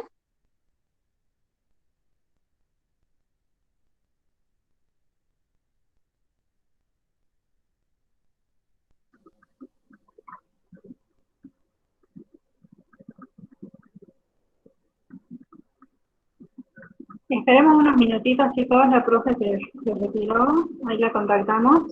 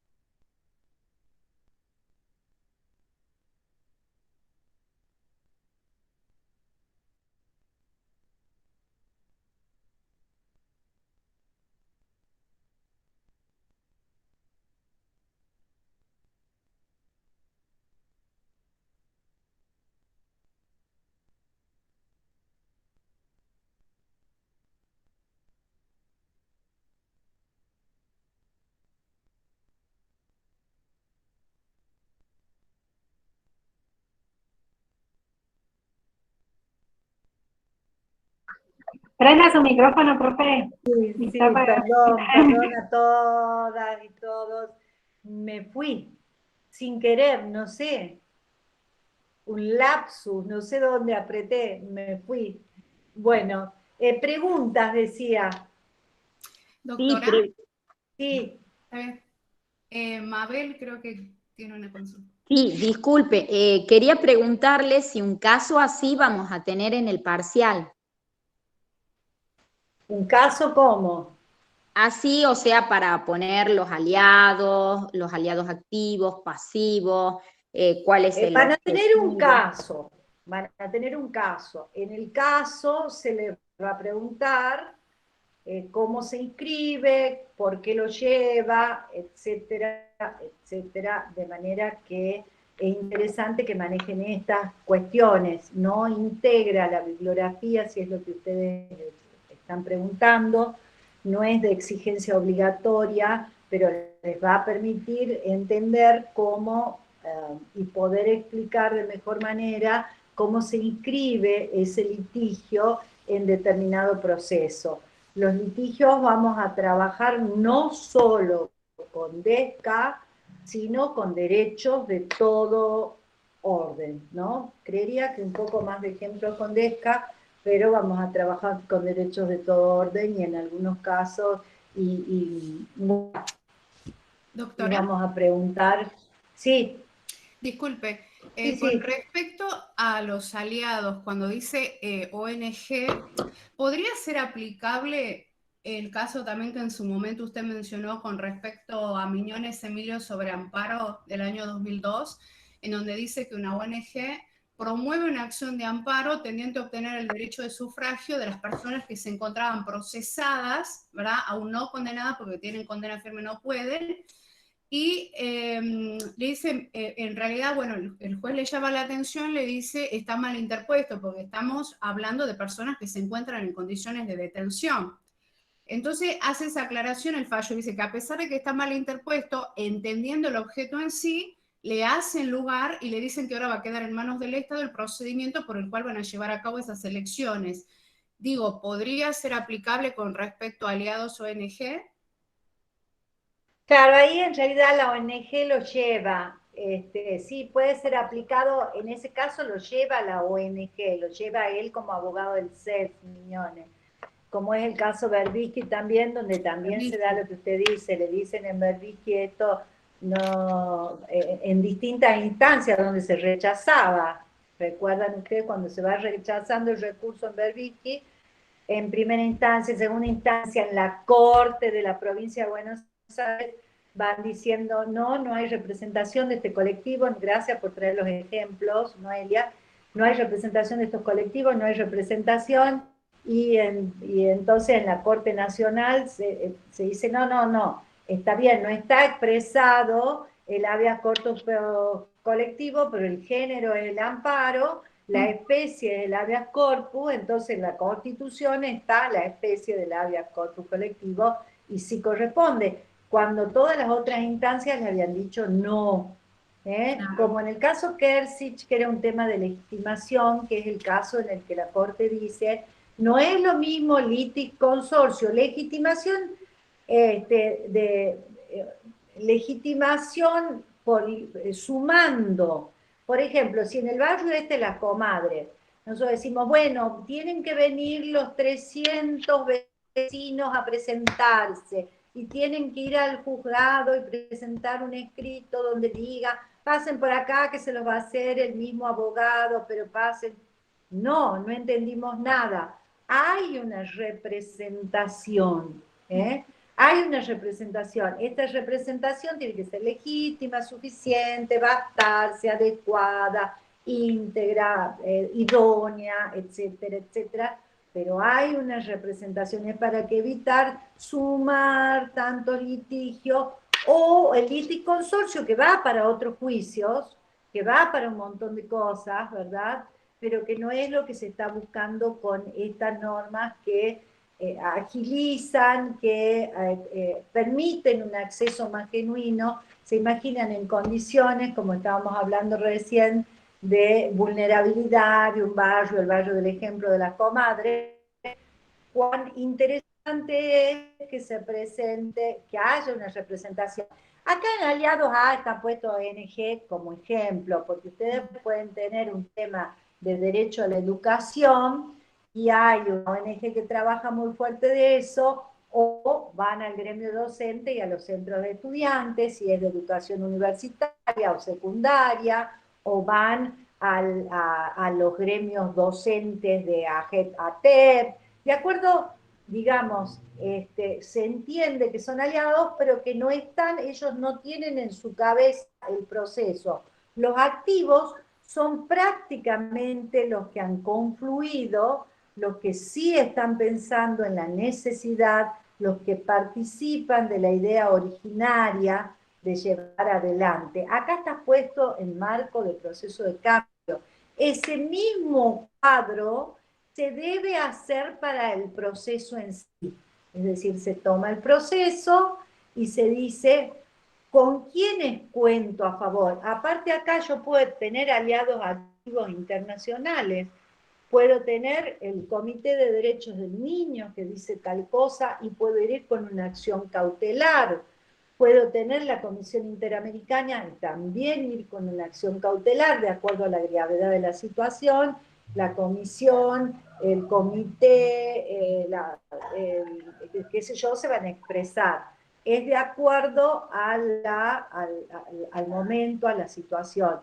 Esto es un plano de actividad respecto a los procesos de cambio, cómo se llevan adelante y cómo se inscriben, y los procesos de cambio, como decíamos, pueden ser para buscar la ley o para buscar la práctica, y cómo se inscriben en distintos movimientos de distinta gravedad, de distinta entidad. Pueden empezar, como dice el Principito, por ser pequeños.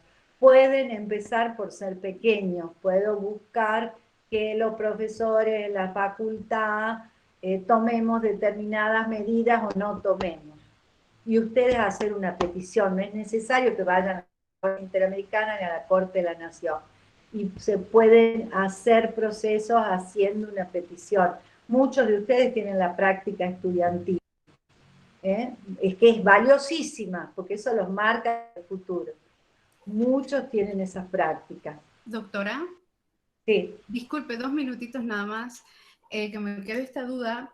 En el caso que hablamos, el caso Horacio Berbisky, donde dice, donde los jueces le dicen, a pesar de que no se encuentra tipificado en un quinto párrafo del 43 el habeas corpus colectivo, de todas maneras se entiende el objeto, se está afectando el derecho a la vida, por eso le hacen lugar, dice, si no tendrían que presentar una cantidad de escritos por cada preso de cada dependencia judicial, ¿sí? Por el agravamiento en las condiciones de la detención. Entonces, si este medio empleado, sabemos que no es el idóneo obviamente, pero para usted, ¿cuál hubiese sido el medio suficiente para poder hacer esta presentación en cierta forma? Ese, lo ha dicho la Corte de la Nación y comparto totalmente. Ese es el medio.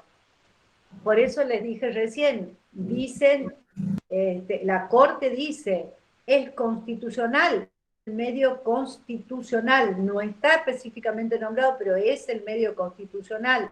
El amparo sí está nombrado, el amparo es el género, el habeas corpus es una especie dentro, es una suerte de amparo, como en otros países le llaman amparo a la libertad, o medidas de tutela, El habeas corpus es una especie porque lo que protege es el derecho a la libertad, mientras que el amparo protege todos los otros, el derecho a la libertad, o ya sea privada o amenazada, ¿cierto? Y ya sea que intervenga un juez o no, que es otro elemento que agrega el habeas corpus, y que agrega el 7.5 de la Convención. Entonces lo que ahí se dice es, ese es el medio idóneo, es una acción colectiva. ¿Cómo podría arreglarse una celda si le hace lugar el juez A al interno A, mientras que el juez B no hace lugar al interno M? Y los dos comparten celda, o comparten penal, o comparten pabellón, o comparten la comida, o comparten el servicio de agua, que es uno de los lugares donde el tema de la provisión es bastante serio, o comparten las duchas, o comparten, en realidad, o de las comisarías, estábamos hablando de las comisarías de la provincia de Buenos Aires, cómo decirle en Berbisky, cómo intervenir un juez por donde hay 27 personas que están alojadas, uno es del juez de Berazategui, el otro del juez de Quilmes, el otro es del juez de Vicente López, el otro del juez de San Martín, el otro es de tal parte. ¿Cómo? La comisaría es una. Entonces dice, no, el mejorar las condiciones, es un fallo muy especial porque incide mucho en un proceso de cambio hacia la mejora, pero como ustedes ven, tiene en el trabajo de Gabriel Pereira, profesor de nuestra cátedra, que está agregado ahí también para la lectura, explicita cómo, bueno, hay medidas que van dirigidas no solo a la creación de la mesa de diálogo, ¿cierto?, sino también en las resoluciones hay medidas que se han denominado sentencias exhortativas, porque le dicen al Ejecutivo, le dicen al Judicial, les dicen en algunos casos, hasta se lo puede decir al Legislativo, legisle, sobre tal materia, no omita más, reglamente, o mientras tanto va esto, ¿comprenden? Y esa en Berbisky, decíamos, es muy interesante porque ahí les dice, es sentido común esto. En realidad, sí, la libertad individual, mía, solo mía, soy titular del derecho, pero acá estamos hablando del Estado, del alojamiento en la provincia de Buenos Aires, en cárceles que no reúnen condiciones mínimas. Entonces el habeas corpus, para ser efectivo, tiene que ir a pintar, lavar, en todo caso, o ampliar la cárcel para poner camas, lugares dignos. Es decir, no puede solucionar por un caso. Era esta atomización pretendida, dice el fallo de la Corte, no va a solucionar, y cita, bueno, todas las normas que acompañan la preocupación justamente sobre tratos crueles, inhumanos y degradantes, etc. Bueno, me parece que estamos terminando, son las 12, ya se han ido muchos de ustedes. Seguimos trabajando antes del parcial. Gracias a todas, a todos, y en particular a mis 4 auxiliares, aspirantes a la docencia en esta cátedra. Muchas gracias a todos. Muchas gracias, doctora. Que tenga buen día. Gracias. Muchas gracias, profe. Muy buena la clase. Gracias. Gracias, doctora. Hasta luego. Gracias.